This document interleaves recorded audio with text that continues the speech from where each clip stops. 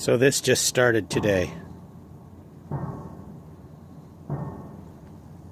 One of, I think 154, something like 8-foot round pilings that are going to be hammered into the ocean over there.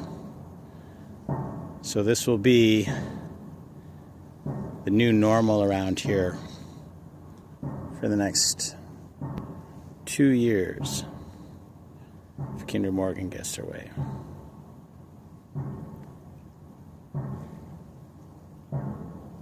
I'm 1.5 miles away from that crane. And this will be 8 hours a day for the next 2.5 years.